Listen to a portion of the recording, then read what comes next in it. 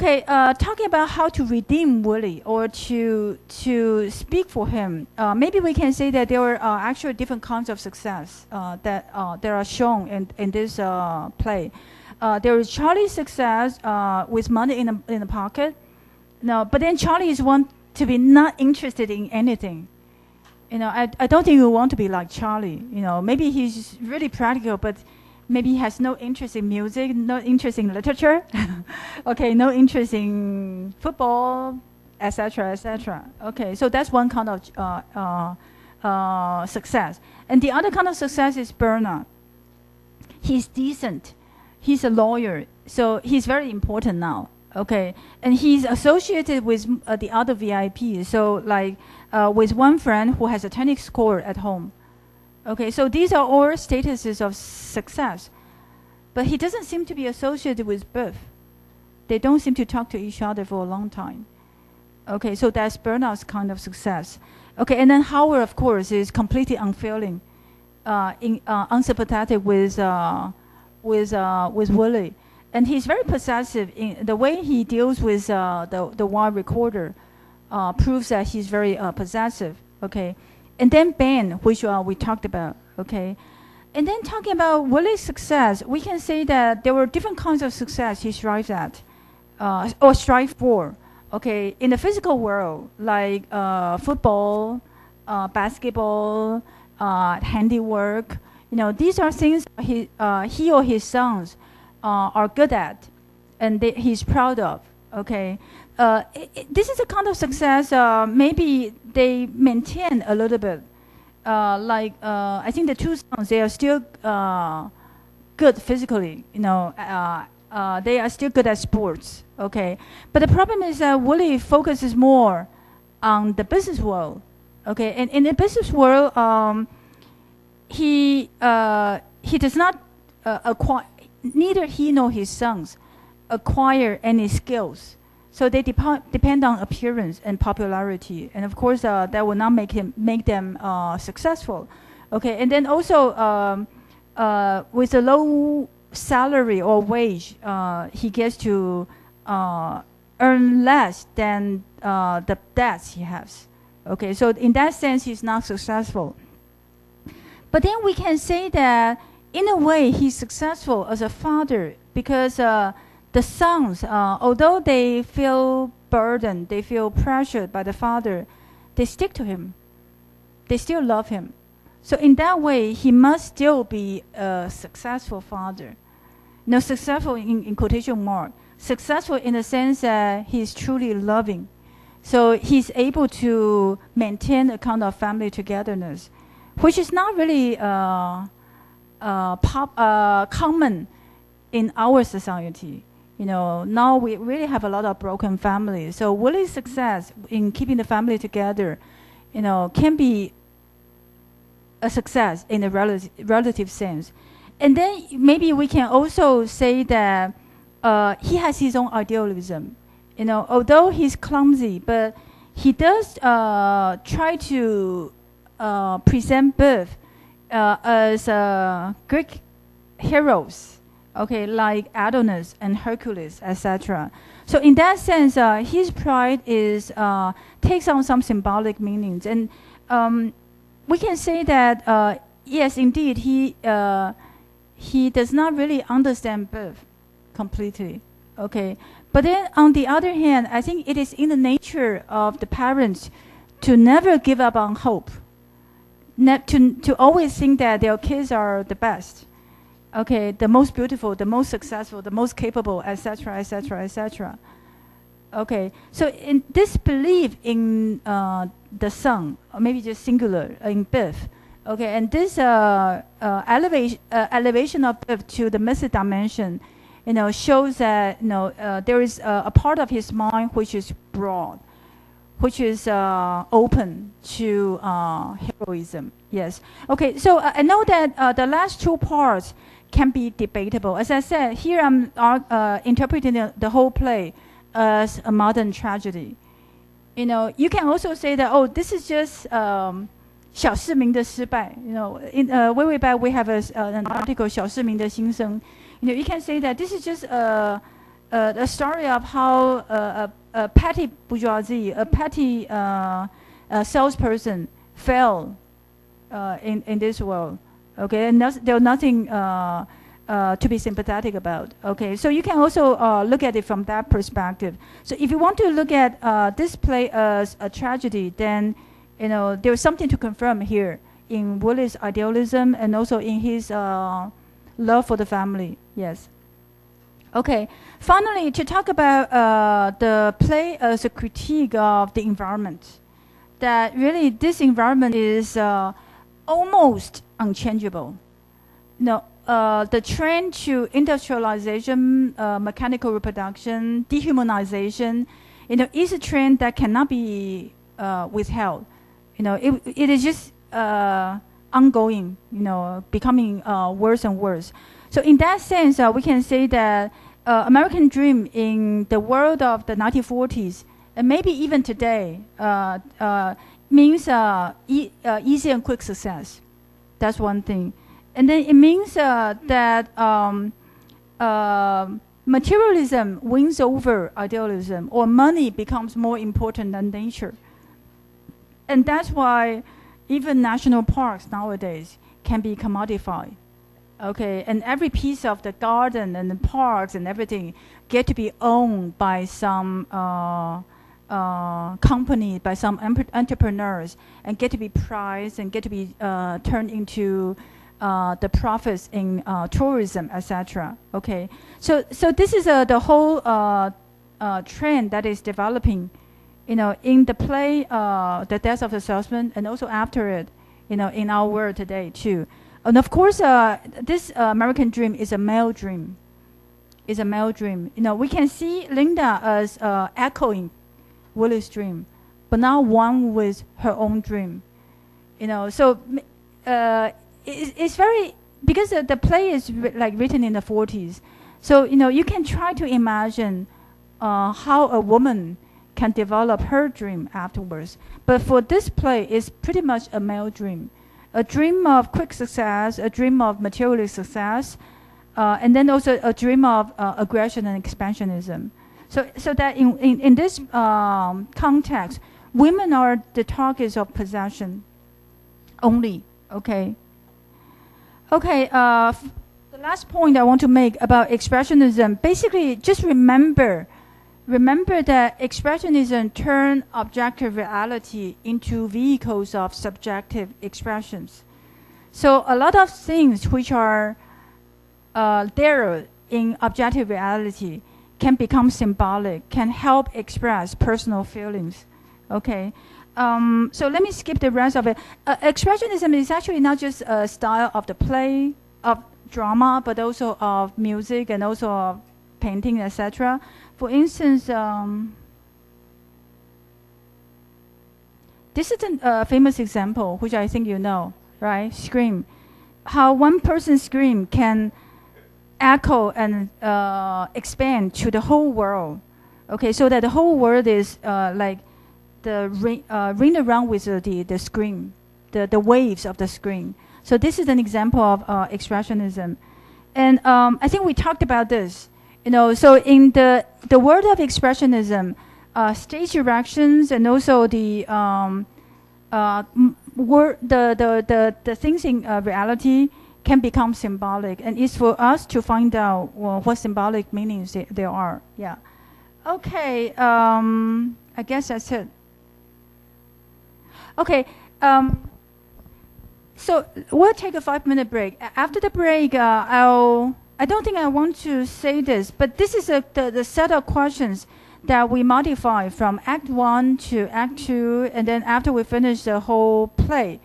And this will be the questions that we ask of you, that you can choose one from to write your essay in the final exam. So after the 5-minute break, we'll do the conclusion, and I'll let you know what you are to do in the final exam. Okay? Just 5 minutes.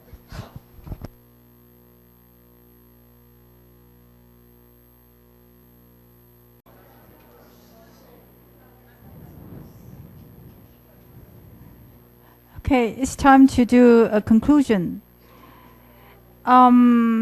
So what have you learned so far? I think by now, especially after reading your midterm exams, I think you truly understand that close analysis, being sensitive to the lines, the words, the sounds, etc., is very important. Okay, so close analysis of the text, a literary text, whether it be a poem, a story, a novel, or a play, and both in terms of its form and content. I think this is one of the main tasks we have done in this semester. Definitely, I don't think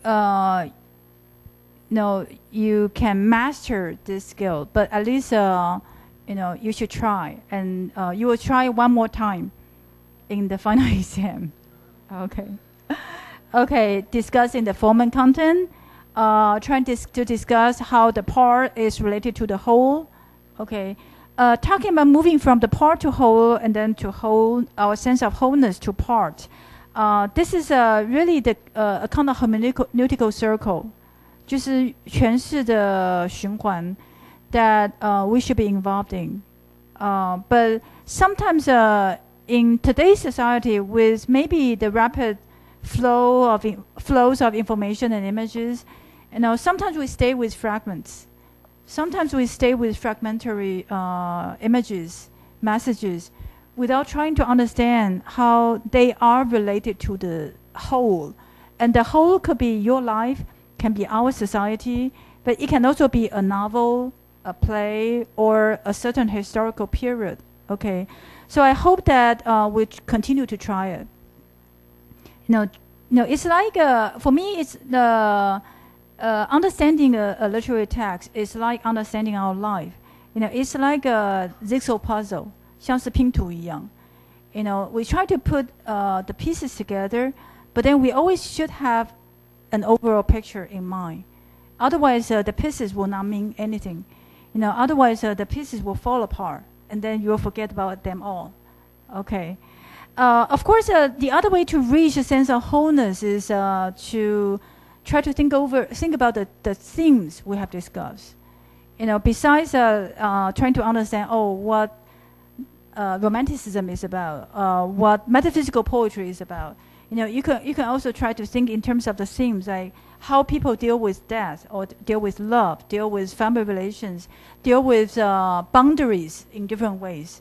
That's another way to try to have the overall picture always in mind. Okay, and with the reading of longer texts, this is one thing that I forgot to, or maybe I didn't emphasize enough, and that is, you should be always taking notes. Taking marginal notes, or sorting out your notes on your computer in a file, etc. So that when you reread the text, you don't start from scratch. 好，就像通常不知道你们记不记得那个我第一次来上那个 Death of the Salesman 在这边的时候，我说那个好难哦。为什么好难？因为那个我用的是另外一个文本。好，我用的文本是我老师以前给我的，所以我不肯放弃，就一定要念那一本。就我的这一本就那个时候就全是白的。那 without my notes, this is a new text for me. So I think that I also hope that you know how to take notes. Take notes of not just a literary text, but of all the things you have read. In different ways of taking notes, you can try to retain some of the knowledge and then absorb them. Okay, so close analysis is one thing, and then trying to relate text to context. I know this is hard. The context in terms of the genres, the historical periods, the movements. This could be something hard. And I'll talk a bit more by responding to your midterm exam. And then theme. I hope that when we talk about the themes, like love, human mortality, capitalism, American dream, class difference, etc., etc., I hope they are interesting for you. Because they should be relevant. They should be relevant. Even like medieval ballads, they are so remote. Okay, but I think talking about their choices of loyalty, choices of love, I think they should be something relevant to us too. Okay, so this is the third thing we have been doing the whole year. And then this semester, I guess with the use of teach and learn, discuss and learn, I also hope that you start to develop your own learning methods. For some of you, the 4-year college education will be the last stage of formal education. The last stage. If you don't go for graduate programs, then this will be the last formal education.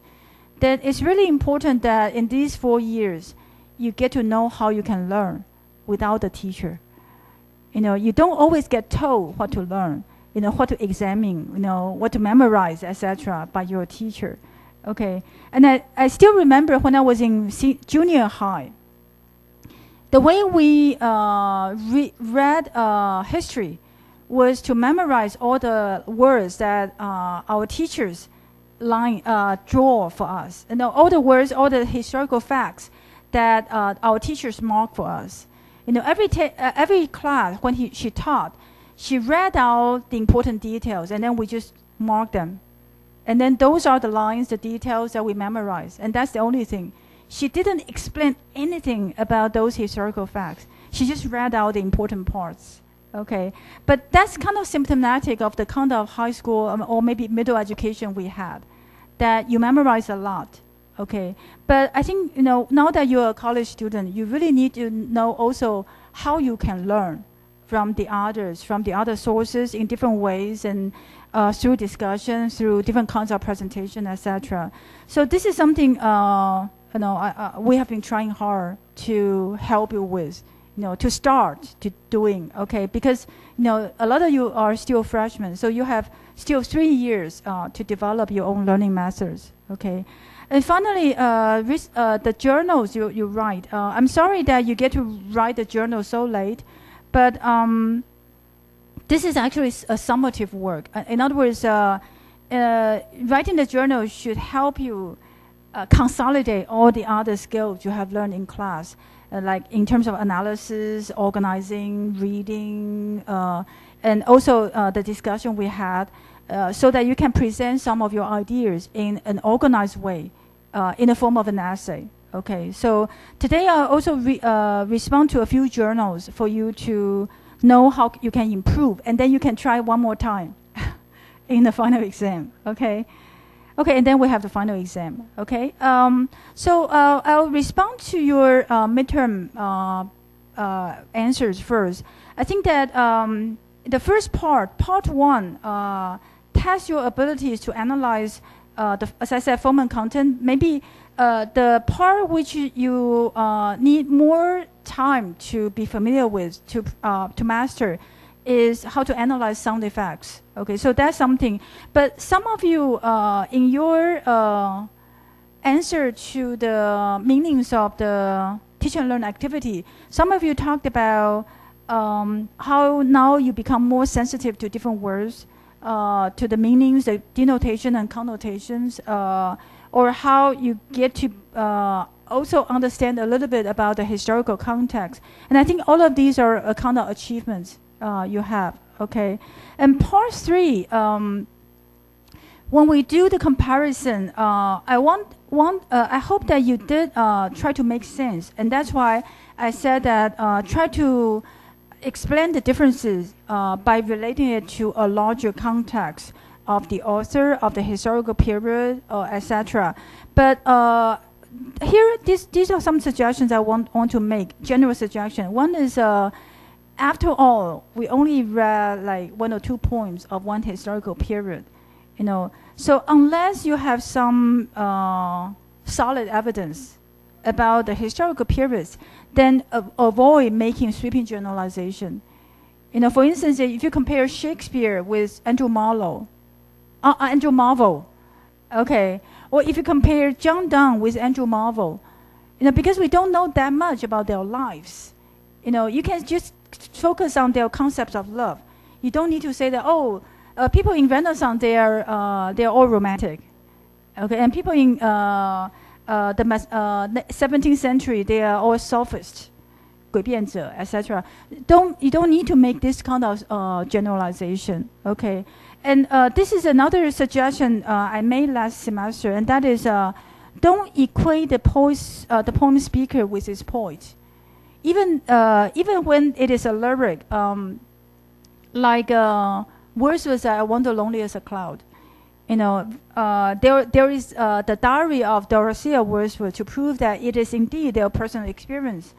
But usually we still talk about the I of the poem as a speaker, but not the poet. Okay, definitely you should not talk about the sonnet here in Shakespearean sonnet as Shakespeare. Shakespeare is the most problematic case because even nowadays people still argue that not all of the works in his corpus were written by him.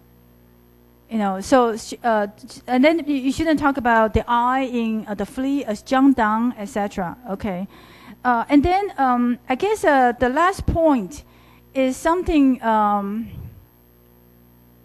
maybe I differ from you because I'm old. Because I think that throughout the whole year I read a lot of your comments like, oh, love is eternal, death is easy to conquer, death is like sleep, death is not to be something to fear. Okay, and then I always wonder whether that is really true for you. Are you really like one of you said that now that I'm familiar with Emily Dickinson's Because I Could Not Stop with Death, I see death as a gentleman. Is that really true? That if it is really true, then I think that your parents will kill me. Okay, you're still so young. How come you're so familiar with death? No, that's not possible, right? Okay. Okay, so these are the general comments, and let me show you a few of my notes. I don't want to comment on everyone, just this one. Okay, a lot of you chose to analyze this stanza without talking about its significance in the context of the whole poem. Okay, here you would say that death is slave to fate, chance and king, blah blah blah. So death is not powerful, and then death is like sleep, and poppy and charm can be more effective in inducing sleep and more comfortable, etc. Okay, but if you look at it in terms of context, then you will know that in the first stanza, it discusses how there are other factors that lead to death. So death by itself is not the only one that induces death. And that's why death is the slave to fate, chance, king, and desperate man. To say that death is connected to these things, it really doesn't mean that death is not powerful. I think that it just means that sometimes it is some other human factors that lead to death. So we don't need to be afraid of the concept of death by itself. Okay, so when you analyze these 4 lines, you really should remember what is mentioned in the previous 2 stanzas. The first one is about how death cannot take everyone all at once. Okay, but then it doesn't mean, again, that it will not take people. It's just that it's just a matter of timing. Okay, so maybe I'm more pessimistic. For me, to say that death be not proud, it only means that we should reduce our fear of death. It really doesn't mean that death is something to be conquered or death is not powerful. And then the second part, from rest and sleep, which but I picture be much pleasure. So rest and sleep is an image of death, but rest and sleep is not death. Okay, so with this in mind, we can say that is poppy and charms a good thing to take to induce sleep, to make us feel that we are dead? To be always sleepy, to be addicted to drugs like puppy and charms, in a way, it becomes a kind of walking dead, living dead, right? Okay, so in that sense, I think there are more meanings to explore in this poem than the mere argument that death is not powerful. And so I think these are the implications that not many of you try to discuss, what puppy and charms means. Because I read so many of you saying that, puppy and charms, they are good and they can induce sleep. And I really am worried that your parents will read your answers and then think that, this teacher is, a promoter of drugs. Okay.